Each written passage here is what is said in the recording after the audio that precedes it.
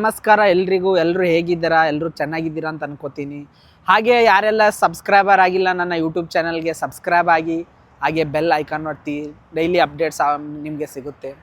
ಏನು ವಿಷಯ ಅಂತಂದರೆ, ಎಲ್ಲರೂ ನನಗೆ ಕಮೆಂಟ್ ಮಾಡ್ತಾ ಇದ್ದೀರಾ ಕನ್ನಡದಲ್ಲಿ ವಿಡಿಯೋ ಮಾಡು ಅಂತೇಳಿ. ನಾನು ಕೂಡ ತುಂಬ ಹರಿಯಪ್ಪಿದ್ದೀನಿ ಕನ್ನಡದಲ್ಲೇ ವಿಡಿಯೋ ಮಾಡಬೇಕಂತೇಳಿ. ಆದರೆ ನನ್ನ ಸುತ್ತಮುತ್ತಲಿನ ಜನ ಹಿಂದಿಯವರಿದ್ದಾರೆ. ಅವರ ಬೇಡಿಕೆ ಏನಿದೆ ಅಂತಂದರೆ, ನಮಗೂ ಕೂಡ ಇಂಟರ್ವ್ಯೂ ಮಾಡಿ ಅಂಥೇಳಿ ಅವರ ಬೇಡಿಕೆ ಇದೆ. ಅವರು ಇಷ್ಟಪಟ್ಟು ಬರ್ತಾ ಇದ್ದಾರೆ. ಹಾಗಾಗಿ ನನಗೆ ಕನ್ನಡದಲ್ಲಿ ಅವ್ರಿಗೆ ಆನ್ಸರ್ ಮಾಡೋಕ್ಕೆ, ಕ್ವಶನ್ ಮಾಡೋಕ್ಕೆ ಆಪ್ಷನ್ ಇಲ್ಲ. ಹಾಗಾಗಿ ನಾನು ಹಿಂದಿಯಲ್ಲಿ ಮಾಡ್ತಾಯಿದ್ದೀನಿ. ಯಾರು ಕೂಡ ಅನ್ಯತಾ ಭಾವಿಸಬೇಡಿ. ನನಗೂ ತುಂಬ ಇಷ್ಟ ಕನ್ನಡ ಅಂದರೆ. ಕನ್ನಡ ನಮ್ಮದು. ಕನ್ನಡ ಉಸಿರುವರೆಗೂ ನಾವು ಪ್ರೀತಿಸ್ತೀವಿ, ಹಾರೈಸ್ತೀವಿ, ಹಾಗೆ ಅದಕ್ಕೆ ಗೌರವಿಸ್ತೀವಿ. ಬಟ್ ಇಲ್ಲಿರ್ತಕ್ಕಂಥ ವಾತಾವರಣ ಹೀಗಿದೆ ಅಂತಂದರೆ, ನನ್ನ ಸುತ್ತಮುತ್ತಲಿ ಎಲ್ಲರೂ ಹಿಂದಿಯದವರೇ ಇದ್ದಾರೆ. ಹಾಗಾಗಿ ಅವರಿಗೆ ವಿವರಣೆಯಾಗಿ ಅವರ ಇಂಟರ್ವ್ಯೂ ಮಾಡಬೇಕಾಗಿದ್ದರೆ ನಾನು ಕನ್ನಡದಲ್ಲಿ ಕೇಳಿದಾಗ ಅವರಿಗೆ ಯಾವುದೇ ರೀತಿಯಾದಂಥ ರೆಸ್ಪಾನ್ಸ್ ಬರಲ್ಲ. ಅದಕ್ಕೆ ಅವರು ಹಿಂದಿಯಲ್ಲಿ ಅವ್ರ ಜೊತೆ ನಾನು ಕಮ್ಯುನಿಕೇಷನ್ ಮಾಡ್ತಾಯಿದ್ದೀನಿ. ನಾನು ಟ್ರೈ ಮಾಡ್ತಾಯಿದ್ದೀನಿ ಕನ್ನಡದಲ್ಲೇ ಮಾಡೋಕ್ಕೆ ಜಾಸ್ತಿ ವಿಡಿಯೋಸು. ಬಟ್ ಇಲ್ಲಿ ನನ್ನ ಸುತ್ತಮುತ್ತಲ ಯಾರಿಲ್ಲ ಕನ್ನಡದವರು, ಹಾಗಾಗಿ ಅಷ್ಟೇ, ಮತ್ತೇನಿಲ್ಲ. ಅದರ್ವೈಸ್ ನನ್ನ ಅದರ್ ವಿಡಿಯೋಸ್ ಆಗಲಿ, ನನ್ನ ಸಿಂಗಲ್ ವ್ಲಾಗ್ ಆಗಲಿ ನಾನು ಕನ್ನಡದಲ್ಲೇ ಮಾತಾಡೋದು. ಹಾಗಾಗಿ ನಿಮ್ಮ ಪ್ರೋತ್ಸಾಹ ಇರಲಿ.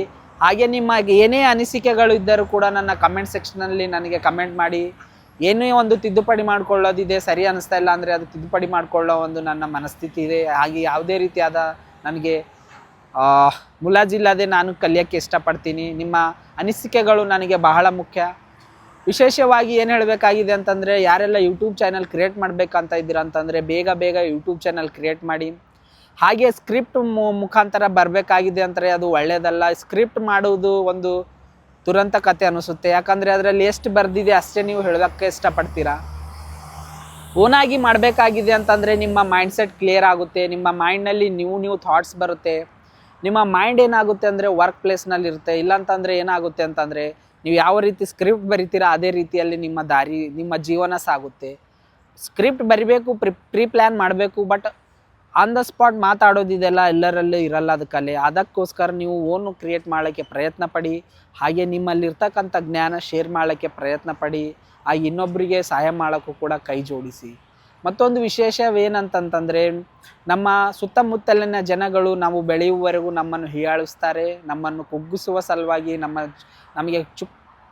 ನಮ್ಮ ಮನಸ್ಸಿಗೆ ಚುಚ್ಚುವ ಹಾಗೆ ಮಾತಾಡ್ತಾರೆ. ಅದಕ್ಕೆಲ್ಲ ತಲೆ ಕೆಡಿಸ್ಕೋಬಾರ್ದು. ನಾನೇ ವಿಡಿಯೋ ಮಾಡ್ತಾಯಿದ್ದೀನಿ ಅಂದರೂ ದಿನಾಲೂ ನಮಗೆ ಒಳ್ಳೆ ಕಮೆಂಟು ಬರುತ್ತೆ, ಕೆಟ್ಟ ಕಮೆಂಟು ಬರುತ್ತೆ. ಆದರೆ ನಾನು ಯಾವುದೇ ರೀತಿಯಾಗಿ ಅದಕ್ಕೆ ಹೆದರಲ್ಲ, ಬಗ್ಗಲ್ಲ, ಜಗ್ಗಲ್ಲ.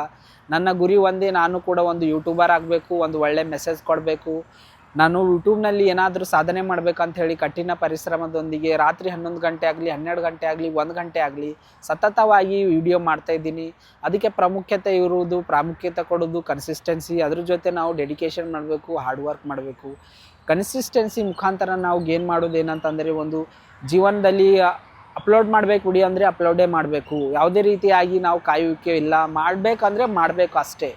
ಆಮೇಲೆ ಏನಪ್ಪ ಅಂತಂದರೆ, ನಮಗೆ ಲರ್ನಿಂಗ್ ಪ್ರೊಸೆಸ್ ಏನಿದೆ, ದಿನಾಲೂ ನಾವು ಚೇಂಜಸ್ ಆಗ್ತಾ ಇರಬೇಕು. ನಮ್ಮ ಸ್ಕ್ರಿಪ್ಟ್ ಯಾವ ರೀತಿ ನಮ್ಮ ಜನ ಇಷ್ಟಪಡ್ತಾ ಇದ್ದಾರೆ, ನಮ್ಮ ಮಾತಾಡುವ ಶೈಲಿಯೇ ಯಾವುದೇ ರೀತಿ ಇಷ್ಟಪಡ್ತಾ ಇದ್ದಾರೆ, ಅಥವಾ ಯಾವ ಒಂದು ಸ್ಕ್ರಿಪ್ಟ್ ಅವರಿಗೆ ಇಷ್ಟ ಆಗ್ತಾಯಿದೆ ಆ ಆ್ಯಂಗಲ್ನಲ್ಲಿ ನಾವು ತಿಳ್ಕೊಳ್ಬೇಕಾಗುತ್ತೆ. ನಮಗೆ ಇಷ್ಟ ಆಗಿದ್ದರೆ ನಮ್ಮ ನೋಡುವ ವೀಕ್ಷಕ ಪ್ರಭುಗಳಿಗೂ ಕೂಡ ಇಷ್ಟ ಆಗಬೇಕು. ಇಲ್ಲಾಂತಂದರೆ ಅದು ವಿಡಿಯೋ ನಮಗೆ ರೀಚ್ ಆಗಲ್ಲ. ಆಮೇಲೆ ನಾವು ಸ್ಟಾರ್ಟ್ ಮಾಡತಕ್ಕಂಥ ದಿನಗಳಲ್ಲಿ ನಮಗೆ ವ್ಯೂಸು, ಸಬ್ಸ್ಕ್ರೈಬರು, ನೋಡ್ತಕ್ಕಂಥ ಫಾಲೋವರ್ಸು ನಮಗೆ ಬರಲ್ಲ. ಹಂಗಂತೇಳಿ ನಾವು ಡಿಪ್ರೆಷನ್ ಹೋಗೋದು, ಅದನ್ನು ದಾರಿ ಅನ್ನೋದು ಬಿಡೋದು ಮಾಡಬಾರ್ದು. ಯಾಕಂತಂದರೆ ನಾವು ಸ್ಟಾರ್ಟ್ ಮಾಡಿ ಅಂದರೆ ಎಂಡಿಂಗ್ ಬರುತ್ತೆ. ಸ್ಟಾರ್ಟ್ ಮಾಡೋಕ್ಕೆ ನಮಗೆ ಕೈ ಜೋಡಿಸ್ಬೇಕಾಗಿದ್ದರೆ ಸಮಯ ಹಿಡಿಯುತ್ತೆ.